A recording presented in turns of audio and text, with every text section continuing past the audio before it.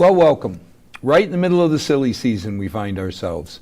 Hopefully our local races and the behavior of our local candidates will not take the same turns or exciting, I don't even want to say it, but what we're seeing in the presidential election, just I hope we never see in Milford. So tonight we're going to talk about one of the key positions that really does keep Milford as strong as Milford has been. It's our state representative position, and we have an old face in Milford, but there may be somebody who doesn't know who you are, so why don't we start with an introduction? Oh, thanks, Al. I'm Brian Murray, and glad to be here on your show, as always. I always start these shows with the same basic question I've asked you probably for 10 years when you were running for selectman. I'm from Milford. Why should I vote for you? Well, I think in this particular race, it's a little bit unique. And as you know, Representative Fernandez, who had held a position and done an excellent job for the last 10 years, announced his retirement. So after being on the Board of Selectmen in Milford, now into my 16th year, I really feel as though that's the kind of personal challenge that I need at this particular point. I think the time and experience that I have as a municipal official will bode well in replacing John. I don't like to say replace, but succeed John at the state level, and use that experience and municipal knowledge that I have to serve not only Milford, but Mendon, Hopedale, and Precinct 1 of Medway. So I really think streets in Medway. Yeah, well, I know it's an area that I'm getting to learn, getting to meet some people there. I don't know a whole lot of people in Medway, but it's part of the district, and I plan to give it my full attention. I mean, I've always wanted to know, I asked John, can we trade a street in Milford and get 2 reps to watch us? Because John always said you can't represent one precinct in Medway.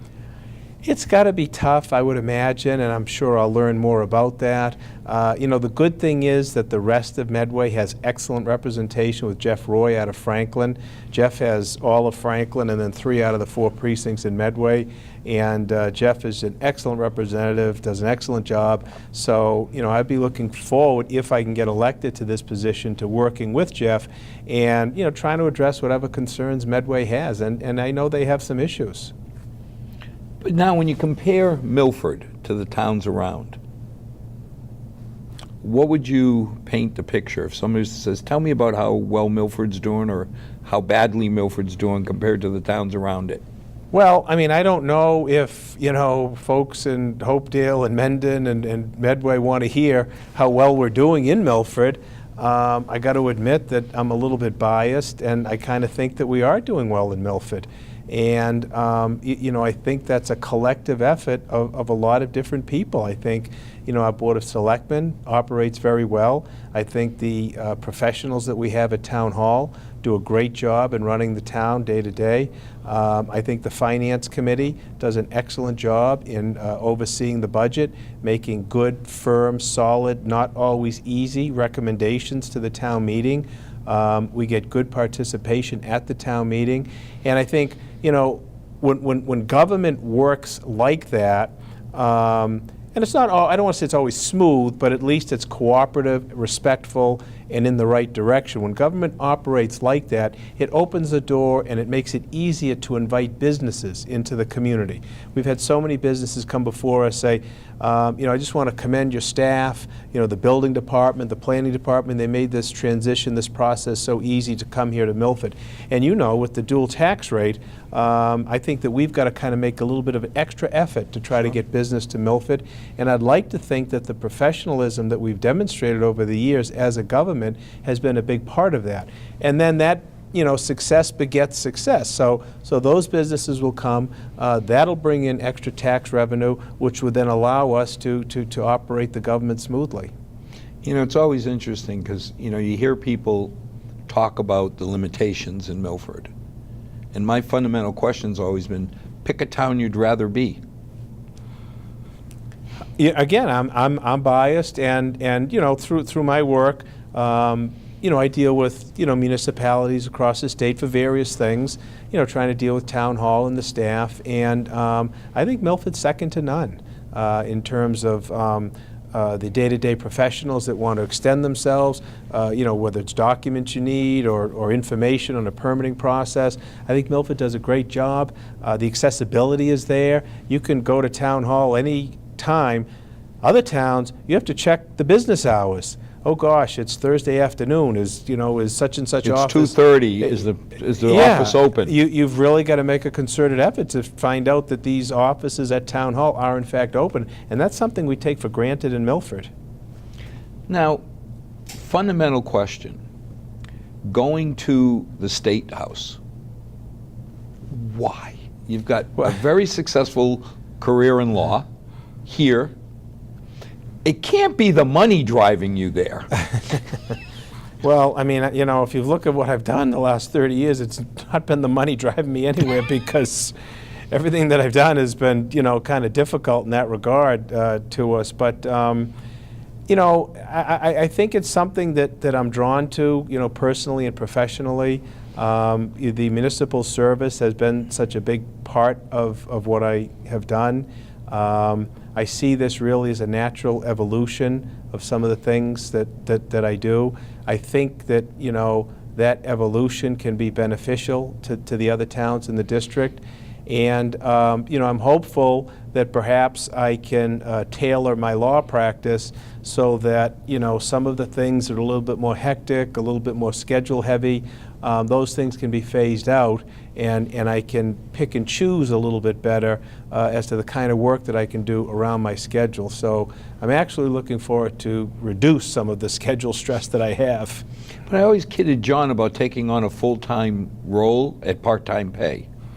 Because, I think people assume that, okay, you'll be a state rep, they'll give you a mere $250,000 or so dollars.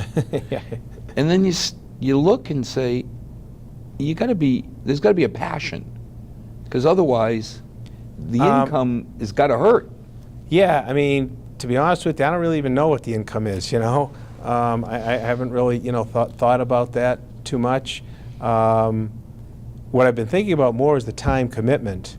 And when I first thought about it, I really had to sit, with my wife, Emily, and kind of match up, the time commitment. And, what it came down to is if I don't do all of the things that I'm doing as a member of the Board of Selectmen, meetings, the other ancillary committees that I'm on, the Armory Renovation Committee, the Field Committee, some of these other committees, I mean, if I take that off my plate, all of a sudden, I got a heck of a lot more time, and I'm thinking, that I'll be able to translate that time, to service at this new responsibility. And there, I'm going to really wonder if you can.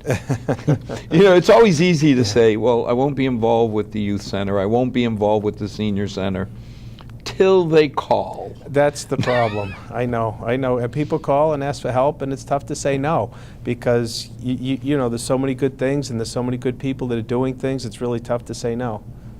And I always laugh because I was going to ask you, now, is this Emily signing you up to get you out of the house? Because I know my darling bride has said, you should do this, you should. Yeah. I said, I'll never be home. She goes, oh, second benefit. This will be a great thing for you. Yes, I get the remote control and the big TV all to myself. Yeah. No, she's been wonderful, of course. She basically is the guiding force behind a lot of things that I do. She just keeps me so organized and just provides so much support. I'm very lucky to have Emily in my life. Well, you brought her to Milford. Well, that's okay. Yes, I did. That's right. Yes. I brought my darling bride from Pittsburgh, and all of a sudden, the thought of not being in Milford. Right. The kids grew up here, same as yours. Yeah. And your life has really become, around the activities at the center of the universe. Absolutely. And Emily, she grew up a Navy brat. She actually spent, 3 years in Spain as a young child. So she was all over the world. And she said to me, I think it was a couple of years ago, she said, you know something? I've been in Milford now longer than I've ever been in any other place. I said, there you go. You're a true Milfordian now. No, no, no, I told you, to be a true Milfordian, you got to have at least 2-3 generations and live within 2 miles of your mother. That's right. Yes. As I finally told my daughter, Yeah. you've made it. You've made it, yeah. 3rd generation, you live within 2 miles of your mom, you're a Milfordian. Then you're there. Then you're there. Then you've reached that ordained status. Now you're going from a senior politician. You know virtually every department. You know all the people. You know everything that goes on. I mean, 16 years is a long time to learn. Okay, now you're stepping into brand new freshman shoes. Absolutely. How do you start? I'm under no illusions that, I'm going to be able to, file legislation to change the world, if I can get elected to this job. I understand being a freshman. I understand what that means, just starting out. To be honest with you, it's exciting to me. It's something that I'm looking forward to. I see it as an invigorating challenge. I know that if I get there, I'll be lucky if I, get a janitor's closet for an office and maybe a stool or something like that. Pink room downstairs. Yeah, but that's okay, and look, all of our representatives, and we've had some good ones, John started out, Marie Parenti at one point started out. Well, when Lou was stepping down, they asked the same question. Is the town going to suffer? Because even now, John, 10 years, made it up to some pretty good committees. Absolutely. Chairman of Judiciary is an extremely important committee. I mean, they're deciding what goes and what doesn't.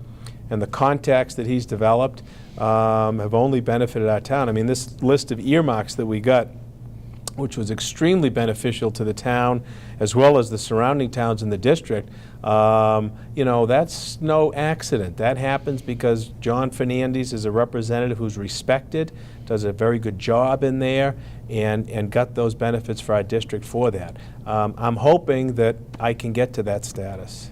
Yeah, but even till then, I mean, you and John have been close for many years. It's not like when you run into an issue, he's going to say, Brian, who? Oh, sure. No. Yeah. I mean, you still got a very tight relationship that you can say, John, oh, yeah. Who do I talk to? How do I get this through? He's been a very good resource, as always, very, very helpful, of course. And I've had chats with former Representative Parenti. She's been very helpful. She's got a wealth of experience to draw upon. Sal Semino is still in the community. Lou Bertinazzi is still here. So, I mean, we've got some very, I think, knowledgeable, savvy political veterans that, to me, I enjoy talking to. I enjoy drawing on that experience. What's sometimes frustrating, I think, when you see some of the younger people, that get involved, and it's great that they get involved, but it seems as though they seem to think, history starts with their awareness. Oh, last year they found out that such and such committee exists. Well, nothing ever happened before that, And, I've talked to some of the younger people, and I said, look, talk to the people who were here before. Find out what the history was on a particular project or a particular committee. Find out what was done before. It will only help you. And that's how I try to operate. Now, Milford financially is in a different position than most towns. As you mentioned, I always thought it was the attitude that people put their personal feelings aside when it came down to helping the town. What happens now when you step up and there's 300 towns? How do you approach it? Well, I mean, obviously it's a much more expansive budget. You've got a much greater body of deliberators, at least at the position that I'm seeking.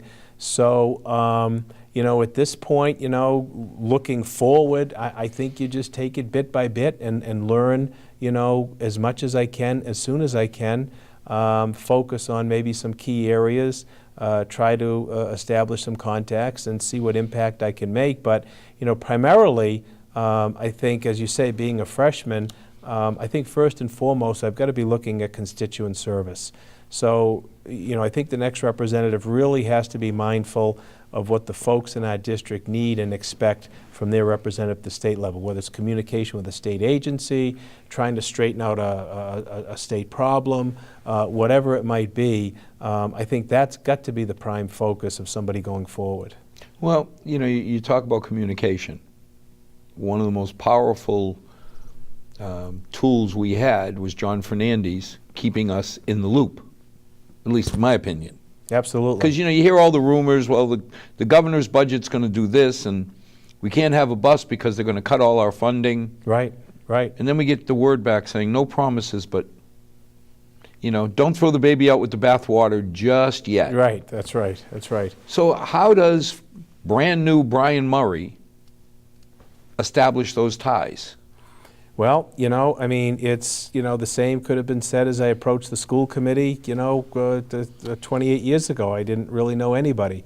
I was a freshman selectman at one point. And, you just build on the contacts. I've always tried to be an upfront person. Whether you agree with me or not, at least you know where I'm standing. I hold true to my word. And, at least in the legal profession, as I've met and dealt with other people, and certainly my work as selectman, that's bode me very well, I think, and I would continue to rely upon my word, learn as much as I can about the issues coming forward, and see where I can make the important contacts to make the key impacts. Any ideas what areas you want to first start looking at? I really don't. At this point, it's just a focus on meeting people, people who don't know me, trying to tell them about some of the things that I've done here in the community that I think would translate well at the state level. I think if I'm fortunate enough to be elected at that point, it's really going to be an eye-opening experience to see what areas could be available. I think my background would tend to bring me towards something of local affairs. I think that might be where I'm at, but I'm not going to be presumptuous to indicate that I'm going to have a choice in anything. Well, like yeah, I you said. can't walk in and say, I want to be on judicial and Ways and Means. And, That's right. So, you could probably get directed to a committee that you might not otherwise first But it's choose, like- but it'll work. You didn't get It'll to work. pick your cases when you first put your shingle out either. No. Some of those you had to take just to prove that, hey, by the way, let me cut my teeth and show you what I can do. Yeah, absolutely. Sure. Yeah. So. But now, when you look at the way money is allocated in Boston, it seems like the large cities have a lot more say than smaller towns like us. Any ideas how you go about getting around that bias? I think you've got to build coalitions with, fellow suburban legislators. If the greater Boston block or the metropolitan block is going to focus their attention and efforts in one direction, well, I would think that we're going to have to try to build similar contacts and groups in areas that have similar needs. And those are some of the contacts that I'd be looking to try to establish. I mean, aligning with like a Jeff Roy who... Absolutely. And Jeff has been a great resource. I've called on him already. He's very free with advice. He hasn't been there much longer either, but he's got a great sense of experience, a great sense of how it works in there, and is just a real good resource to be able to work with. But he had the same issue. He was stepping into some pretty big shoes. Yeah, gosh. Jim, when you look at Jim LaValle and that crowd, yes, okay. it's kind of like stepping in behind a Lou or, some of the Yes. people that were in Milford. Yeah. They're pretty well established, and I guess the problem is we're all going to be expecting that nothing really changes. And like I said, if I can get elected, I will do everything I can to meet that expectation. I mean, I think the way, I approach, different projects and things that I've worked on, it's certainly 100% commitment and effort towards that, and that's what I would look to do. Well, some of the big areas, like when you talk about how would you approach the state budget, it's not like it's totally foreign, because we've had to follow that for years to try and figure out, or use the Ouija board to figure out what our budget's going to be like. Yeah, a lot of the same dynamics are in play. It's just on a much larger and broader scale. Coming from the local municipal level, I understand the importance of trying to get certainty out to the communities as soon as possible in terms of what they can expect for local aid. I understand that and I respect that, and I think that's a perspective that I would certainly bring to the State House. Well, you'd also have the sensitivity that if you got to bring bad news on a budget issue, bring it early. Yeah, and the other perspective that I think the background of being a selectman and school committee member, lots of times, and I'm sure you've seen it, I can't think of anything off the top of my head, but you get these state directives or state mandates. And The unfunded mandates. unfunded mandates, and lots of times they seem to just get spit out without any consideration as to how the municipality is going to deal with it, what the impact is going to be. I mean, that's something that I understand, that's a focus that I have, and that's something that I would try to say, wait guys, you can't expect cities and towns to deal with it in this manner at this time. Why don't you try X, Y, and Z, or something like that? So, I understand that perspective, and I think that that would be very, very helpful. Well, I think your experience will make you sensitive to, don't be cutting my numbers 3/4 of the way through the year. Absolutely. Because from our budget, Absolutely. if you take and say, I'm going to cut you $10, but you don't do that till April, that's like a $40 cut. Sure. Because I got to make it all Sure. up in 3 months. Yep. You're 75% into your fiscal year. Your positions are set. Probably your spending's been done on certain either vendors or products, and it's a huge problem. Now, having said that, in Milford, because we are an exception, knock on wood, we've been able to deal with those rather seamlessly, but not every community can do that. And we can't count on it. Right. There's no guarantee that it's going to be that way forever. And you look at it, and people keep coming back to me saying, how can you have $2 and $3 million surplus every year? And I say, wait a minute. If we hit 98% efficiency, if somebody came home from school with a 98 on their report card, or you hit within 98% of your budget, wouldn't you feel good? Well, on a $100 million budget, if we hit 98%, that means $2 million. Sure. I don't know that I'd want to budget at 100% efficiency, because someday it may not be there. It may not be there. And, we were around for those days. I mean, if you recall, in the early 90s. Romney. And it's never happened since, but I think there were 3 years in a row in the early 90s where there was negative free cash. So some of the folks who are around now were never aware of that.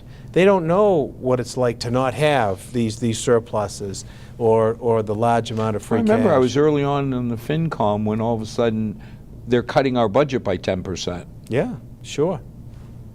I mean, okay. You go to somebody like, Chief Tom, 96% of his budget is people.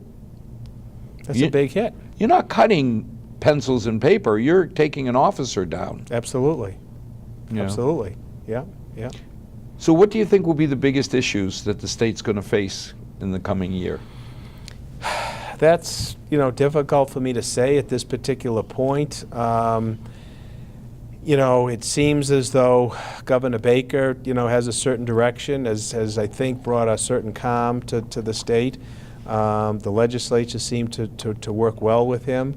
I think that a number of things did get passed in this last session. I think always you're going to be looking at budgetary concerns, and I think probably this whole new energy focus, where we're trying to get away from the fossil fuels, maybe get away from the gas, get more to the solar. I know hydropower is now coming into the picture. So, to me, that looks like, the next frontier. You've had practice at not having a unanimous board. That not all the time, all three selectmen, not just this current board, but even before then, not all three selectmen ever saw eye to eye. Do you think that experience will help you? Oh, I think so. And I mean, that's really part and parcel of the work that I do as a lawyer. You don't expect everybody to agree with you, but I try to respect everybody with their opinions. I try to express my opinions. I try to persuade and convince people. But at the end of the day, if I can't do it, well, I mean, you vote your conscience, I vote mine, and we go on, and business continues. I mean, that's the way it needs to be. So, I mean, I've never taken that personally. I understand that as part of the process, and as long as I feel comfortable that I left everything out on the table, I did everything I could do. And if you want to go in a different direction, or if the town meeting wants to go, or if anybody wants to go in a different direction, that's fine. I've said my piece, and we move forward. Well, it's got to be easier when you have, 6 or 8 Republicans on the one side? Realistically, you're going to have a lot more people that are of similar ilk in mind. You would think, but I mean, I'm sure, and I don't know all of them, but I'm sure there are different factions. I'm sure there are some legislators that are a little bit more liberal, than others. There might be some different ideas that might not be something that I might necessarily agree with coming out of our district. But I would hope that at the end of the day, by and large, we could come to consensus and compromise. And I think that's the essence of drafting legislation. You need to get different points of view into it to really make it effective and to make it sell. You've had your hand in most of the big projects in Milford. What happens now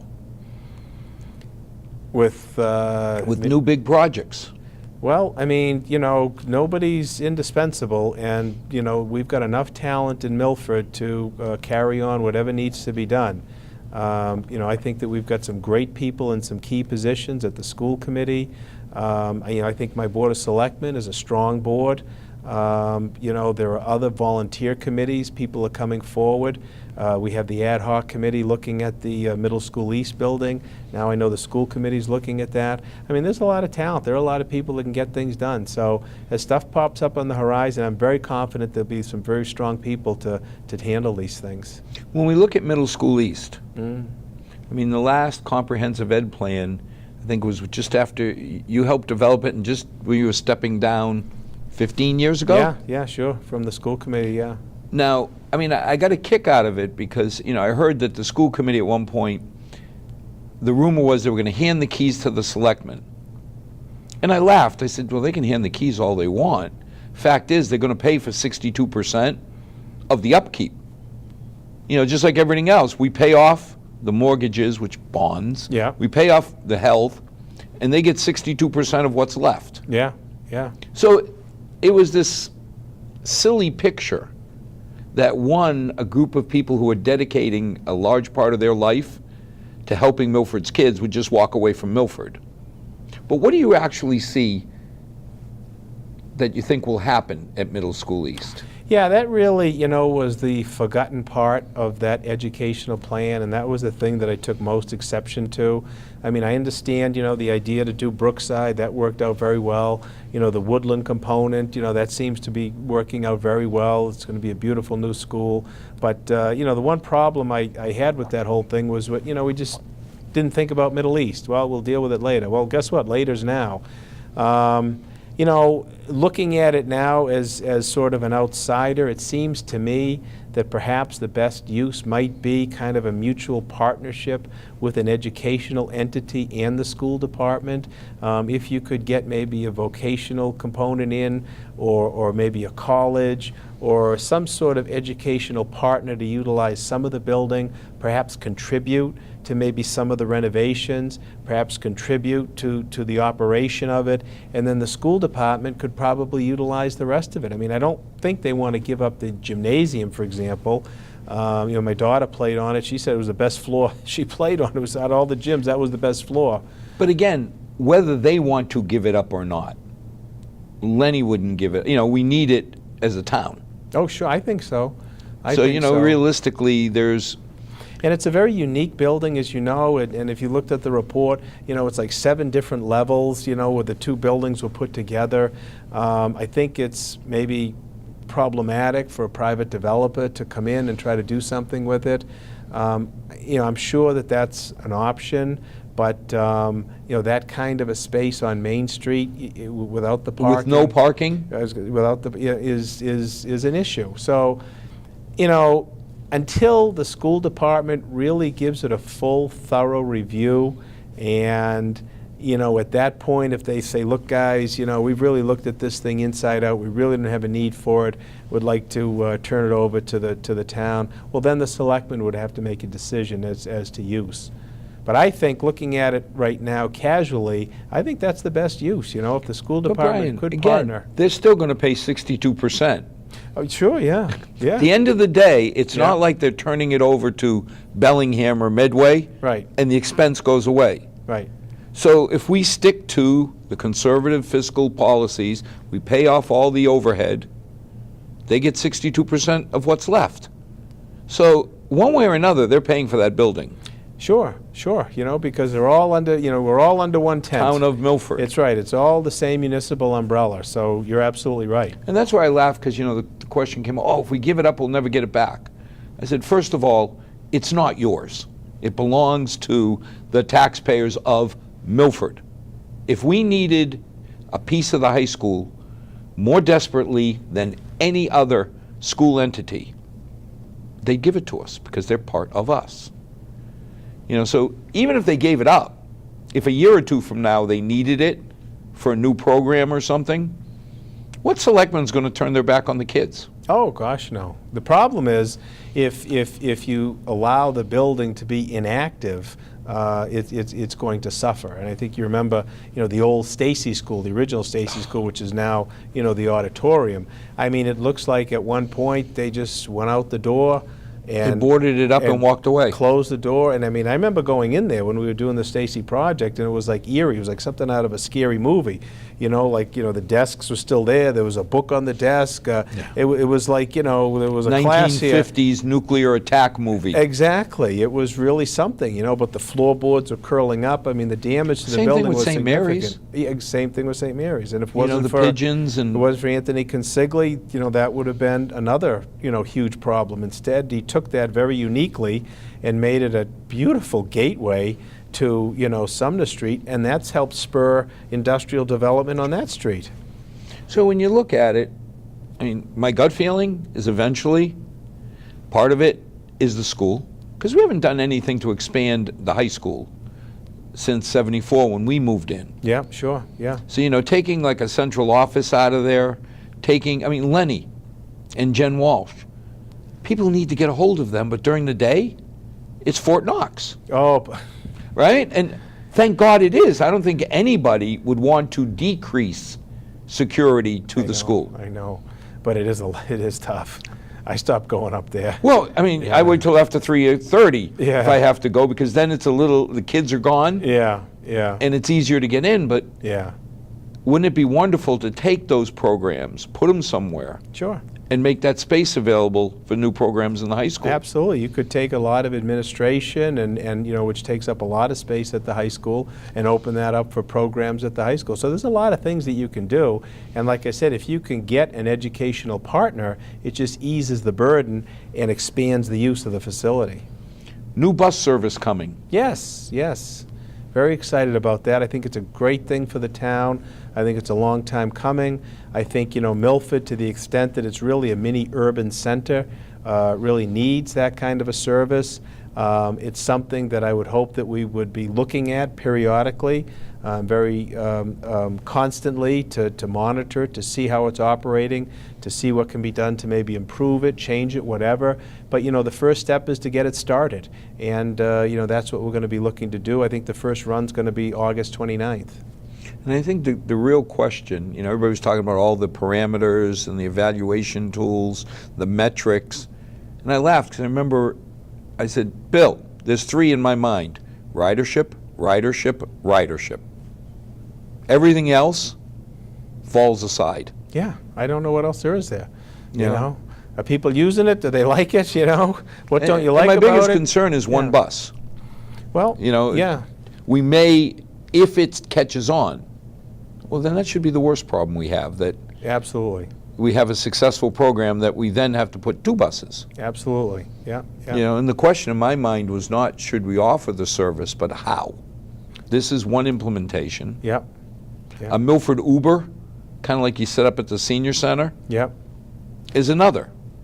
I'm not quite sure which is going to be the best, but right now it's kind of reminds me of the president, whether you supported him or not. Yeah. Once he's president, you got to support it because it's ours. You got to support it's ours. That's right. That's right. The bus is now there. But the good thing is, I mean, with this, MWRTA, I mean, we're not wedded to it forever.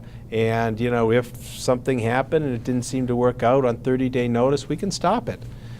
So, that's possible. But, I really think that it's an essential piece. I mean, I go home, from work up West Street. I mean, I see people walking, with their bundles and stuff coming down from Shaw's. And they're walking down toward the center of town where, Father Mac Murray indicated that, that center around that Congress Street, Park Street area, there's so many folks that live in and around that area that really need the transportation. I mean, I see these people walking, they're carrying the bags, sometimes the carriages, and they wind up in the sidewalk or whatever. So, I mean, I really think that there's a clientele for it. I think it's a service that you need. And again, if Milford is going to be a player, if you're going to be courting major business, if you're going to be looking to expand the types of medical facilities around our very, very excellent Milford Regional Medical Center, this is another added service that you need. And it's the right thing to do for our residents. I think so, sure. At the end of the day, even if we don't attract another company, if this really helps Milford residents, then it makes sense. Yep. If the concept is right and the implementation has to be changed, well, the good news is we'll have the money to change it. And we have a surplus in that account now, thanks to Representative Fernandes, who did a great job in this. And again, another example of the expertise and knowledge that he had and obtained about how that budget works at the state level into the MWRTA to kind of see through all of the smoke and mirrors and communicate to them, hey guys, Milford needs to get the same benefit that these other 15 communities are getting, and he ensured that happened. So he did a great job with that. And hopefully we'll be saying Representative Murray brought home the bacon. Yeah, well, sure. Because you think about it, $50,000 isn't a tremendous amount, but I bet Jen Ward sure appreciates it. Oh gosh, yes, absolutely. To the youth center, absolutely. Absolutely, no question about it. And the Pheno Field project that's going on now, that's only just going to allow it to expand. So, I mean, anytime you get that kind of a boost, it's that much less that the town has to worry about. What's going on in Pheno? Well, they're doing over the infield.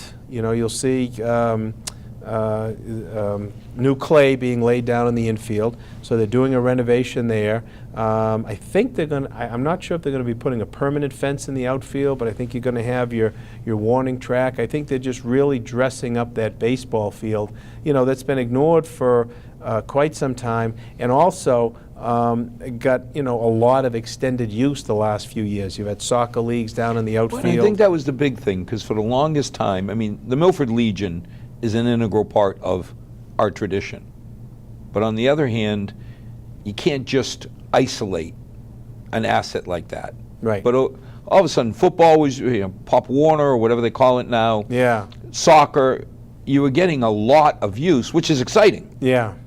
But with use comes where? Exactly. It's like we're talking very quietly, we've been putting away a couple $100,000 a year for a new turf field. Don't know where it's going. Yeah. Yeah. And the agreement, the long-term capital subcommittee had with the Parks Department is, I don't want to get into the politics. Yeah. Yeah. Let's not argue and get into some urination contest about what field. Yeah. Till we have the money. Yeah, sure. But we got 400,000 tucked away, kind of earmarked. You're about halfway there. Got another 200 we're expecting this year. So another year or two, you'll have a nice cushion to be able to do that. Then you can turn around and say, okay, Parks Department, go work with school and everybody and figure out what's the best use. Sure. What field can best take another turf. Yeah.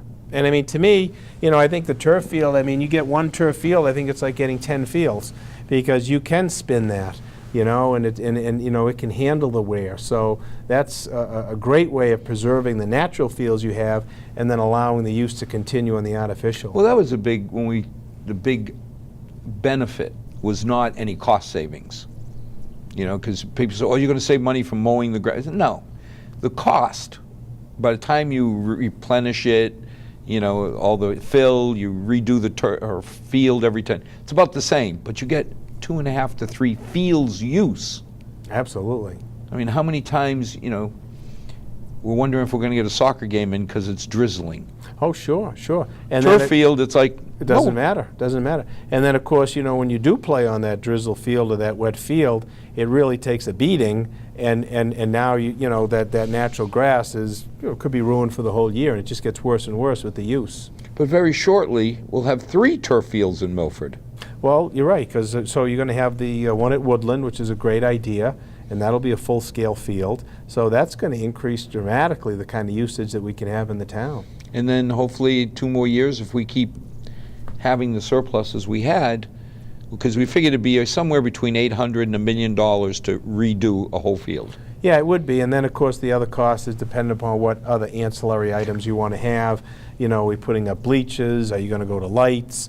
Snack facilities, restroom, that type of stuff. But the field itself, I think, I think the cost still holds true at about $1 million, depending upon the level of sub work that you got to do too in the ground. But that, if we can't have it in 3 years, and you said you had to wait a 4th year, it'll go quick. Sure. Touchy subject. National election. Do you dare venture an opinion? Yeah. It's been a very interesting election. As I watch it unfold, I think back to my days in political science class at Stonehill.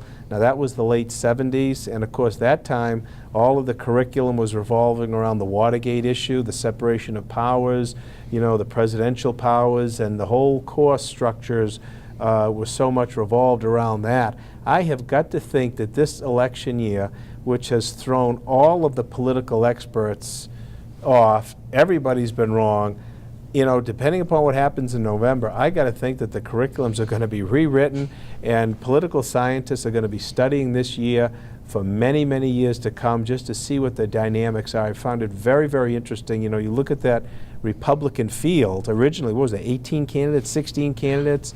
I don't even remember when there were that many. And of course, nobody, all of the experts, the last person who ever could, get the nomination would be Trump. He'll never win. And who's this socialist? Yeah,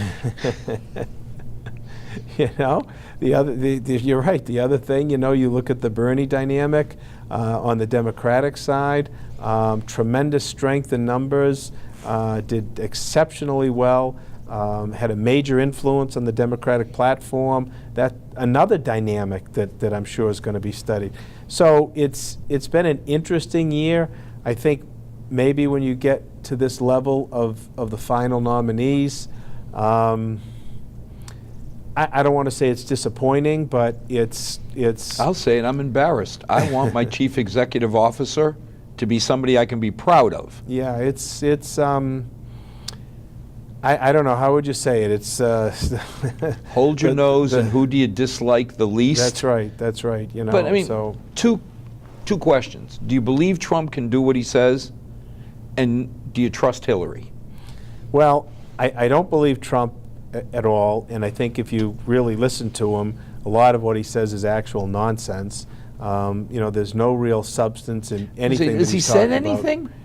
Well, there's going to be the wall in Mexico, and we're going to keep out Muslims until we can figure out what's going on. What does that mean? That was one of the... Well, the McCarthy line where I'm going to ask you if you love America before I let you in. Yeah, it's just really offensive. If I really was a terrorist, do you think I'd feel bad? I'm coming into your country to blow you and your family up. Yeah. But I wouldn't lie. Yeah. I know. It's very sophomoric. It's ridiculous. It's offensive. So I don't think that he has any kind of serious discourse in terms of what eventual policy or decisions might be. I support Hillary Clinton. I think she's a very intelligent woman. I think she'd be very qualified. I don't understand how someone with those attributes could get herself into such a situation with the emails, and then of course some of the content that's coming out on the emails I think is troubling. but it's what was it, the least of two evils? Yeah, as I said, I'm going to hold my nose, Yeah. and for the first time, I'm going into the ballot box saying, I don't like either choice. Yeah, that's what we're confronted with. That's what we're confronted with. So, I mean, I guess this is the cycle that we have. Hopefully, the next cycle we'll get a new generation of talent. I think there's some great talent out there. When I look at someone like Cory Booker from New Jersey, I'm very, very impressed. So, I think there's some real talent out there, but I think we've got to wait another cycle. Well, but I mean, when I looked at Rand Paul, I said, my God, he could save the Republican Party from themselves. And Carly. he didn't even get out of the starting gate. No, none of them did. Yeah. Yeah. And I shake my head saying, if, not creepy Ted Cruz, because he just creeped me out, he scared me, but, even a Rubio, a Paul, even Jeb Bush, if they were running today, I don't know that Hillary could ignore all the things she's done. They would be much stronger candidates from the Republican side, much more credible. They've got the level of experience, whether you agree with them or not. I think John Kasich, the governor from Ohio, I thought, was a lot an appealing more candidate. Appealing than Absolutely. Trump.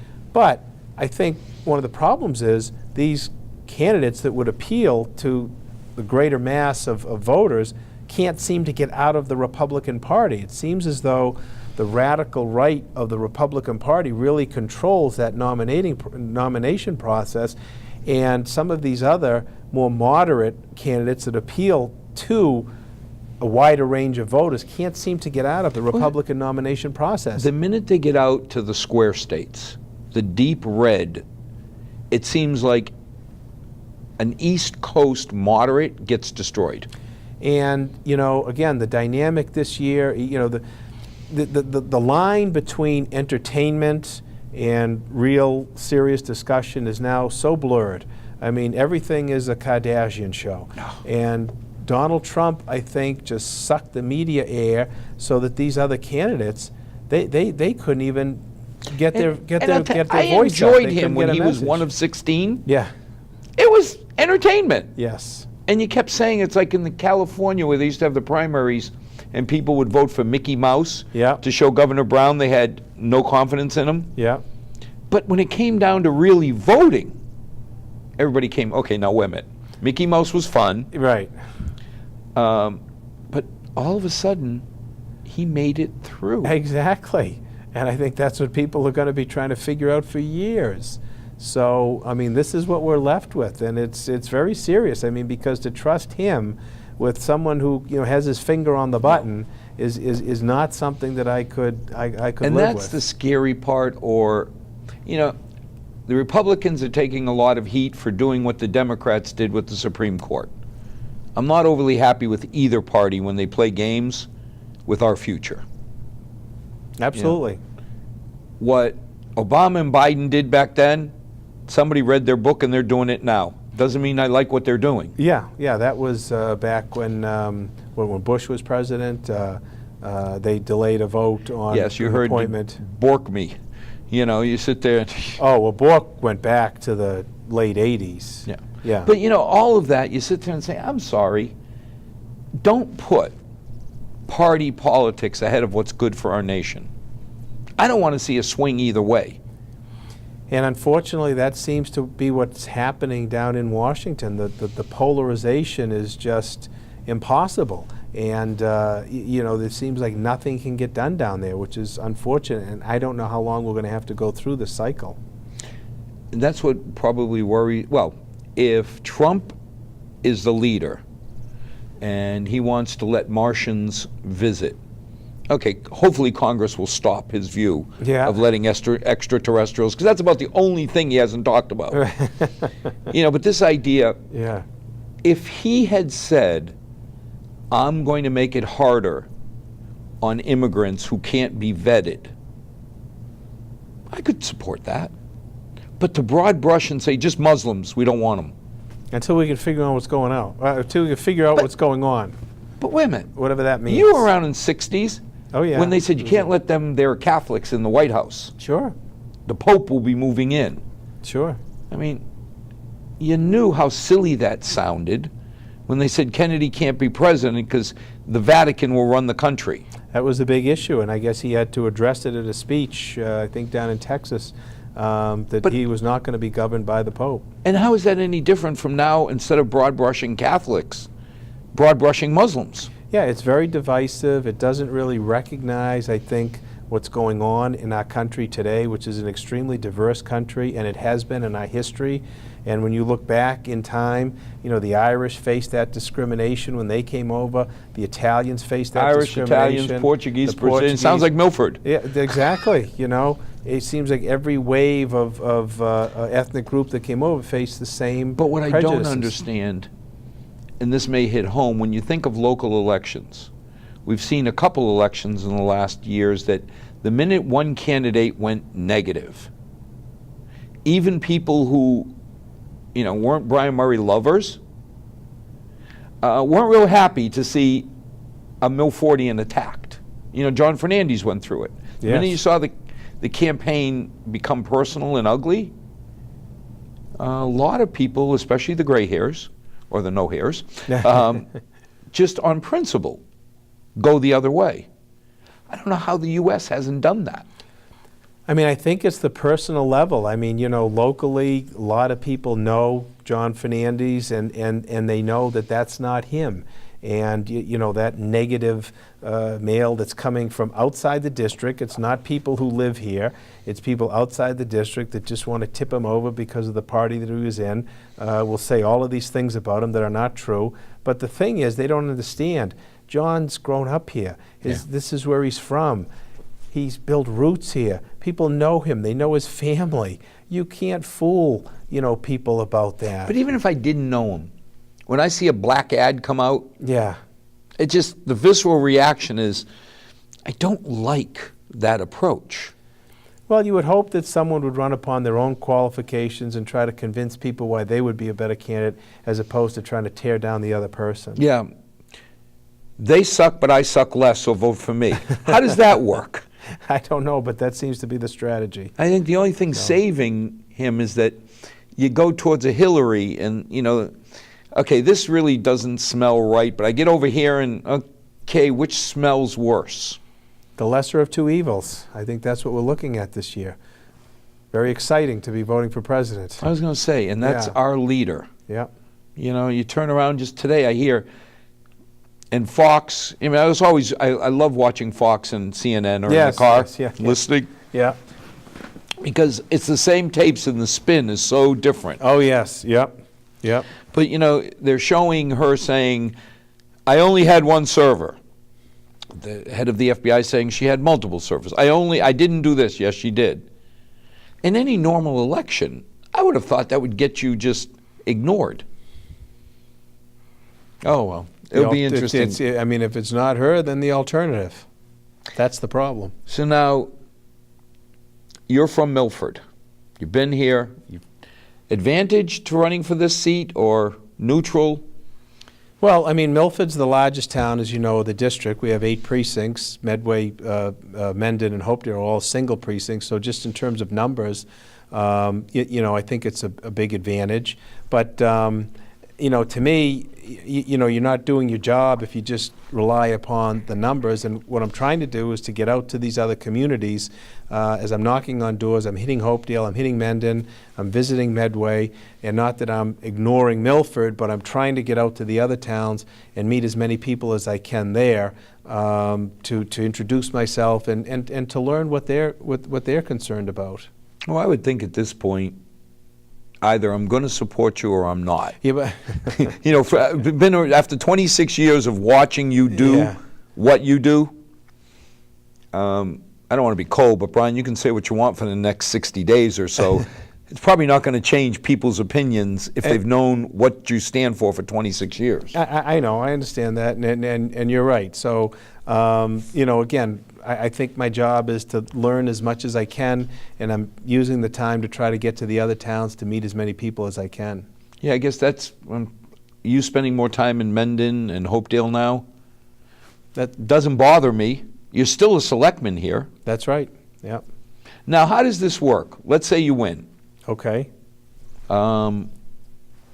we still have a selectman's role. Will you keep doing it till April, or? Yeah, my plan would be that, if I can get elected to the representative job, then I would announce that I would be resigning selectman as of the April town election, so that the town doesn't have to worry. Thank you. We don't have to pay for another single election. Yeah, you won't want to have a special election, and I don't think it's fair to, just allow a two-person board even for, a few months. So I would serve until, that April election. That would give folks an opportunity to be able to run for the 2-year unexpired term, and then I would stay, do both jobs for, 3 months, and then at the election, then I would focus solely on the state representative work. Now, did Bill Buckley say thank you? No. I mean, think about it. Yeah. Now, if I want to run for selectman, and I got a choice of running for an open seat or against the sitting chair, That's right. you're handing him a heck of a gift here. Yeah, I mean, and that's fine. I mean, I'm not really playing things around the politics of the whole thing. I'm just trying to see what works best for, the town and works best for me, if I'm going forward. Yeah, I mean, Bill's been on the board for a long time. I think he does a good job as a member of the Board of Selectmen.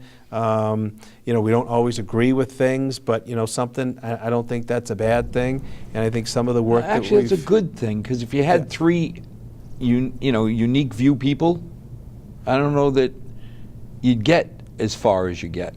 Yeah, I mean, I think that the give and take that we have makes whatever project or issue that we're working on a better product. And that's the way I've looked at it. So, I mean, that's the way it's been.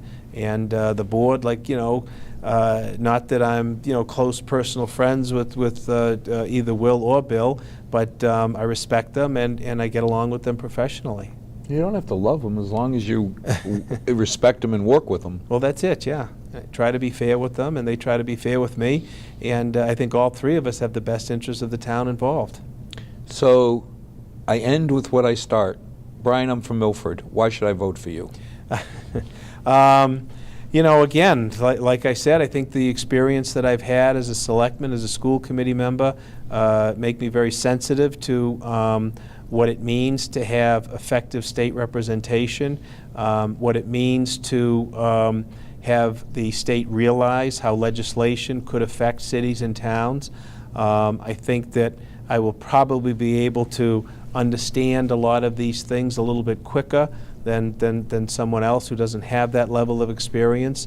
And personally, I find it an invigorating challenge, and I would look forward to bringing that to the other communities in the district. Thank you.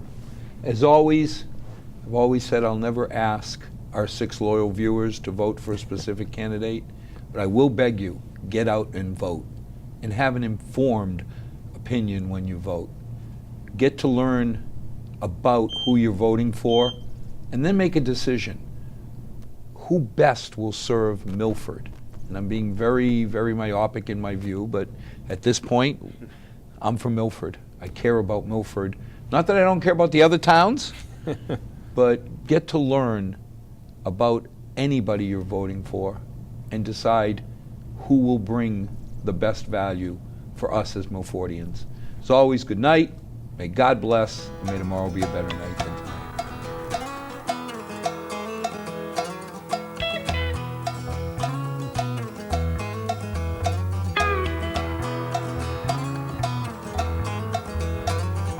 Not too long since I've been home.